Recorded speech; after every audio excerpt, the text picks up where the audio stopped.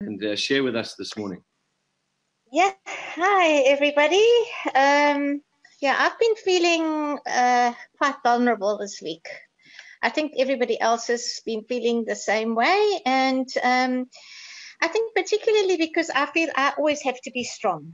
I have to be strong for my patients, for my staff, and just everybody around me. And I think sometimes I come across as having it all together, but this week the walls cracked. And although I work and I am out there, but it gets lonely sometimes, and I live by myself. And so my children have been phoning me every day, and we've had family Zoom meetings, and so that's been okay, but it's not the same. And so I've been reading in Job, and I don't think anybody can have felt as vulnerable as Job.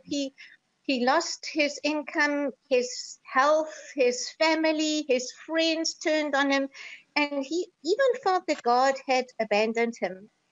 And so I want to just read to you about a few snippets from Job, because I happen to, the last few days in this vulnerable state that I've been in, just come across the end part of Job, and I want to read to you how God actually answered Job. And it says here, "Where were you when I laid the foundations of the earth? Who determines its measure? To what were its foundations fastened? Or shut in the sea with doors when it burst forth and issues from the womb? When I made the clouds its garments and thick darkness its swaddling band? When I fixed my limit for it and set bars and doors? When I said, this far you may come, but no further, and here you proud waves must stop? Can you send out lightnings that they may go and say to you, here we are?" And then he continues drawing a parallel between the lions and the bear and the ox and the hawk and the eagle. And all these are very strong animals and creatures that we admire.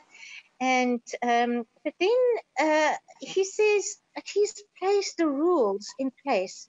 The lion is not able to catch anything unless he allows it.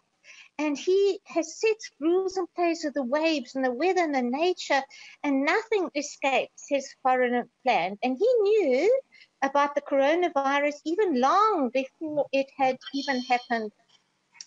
And he also knew the challenges that it would bring. And so what was God actually trying to say to Job in all of this? And I think he was saying, and I'm going to put my name in there, and maybe you can put your name in there and say, hey, Siegie, do you think if I created the world and set boundaries on the waves and the thunder and the lightning and created these big creatures and even the minute little flowers that I've made, do you not know, Siegie, or put your name there, that I do not know your situation right now? Do you not know how you feel this very moment? And so in chapter 38, verse 41, it says, "Who provides food for the raven when its young ones cry to God and wander about for lack of food?" And 41:11 says, "Who has preceded me that I should pay him? Everything under heaven is mine." And I felt I just needed to repent before God, because in Job and the way Job responded in 42 verse 2, it says, "I know that you can do everything, and no purpose of yours can be withheld from you." And then 5 verse 5, it says, "I have heard of you by the hearing of the ear, but now my eye sees you." And I just pray that we will truly not only hear, but see God working, just as Job did. And as you all know, the end of the story, how God multiplied his family and his property and his cattle and everything. And I just pray that we will see God working. And I just think God is trying to say, Job, Siegie, I am your God. I created the waves. I've created this world, but I've also created the small little flowers. I can see where you are.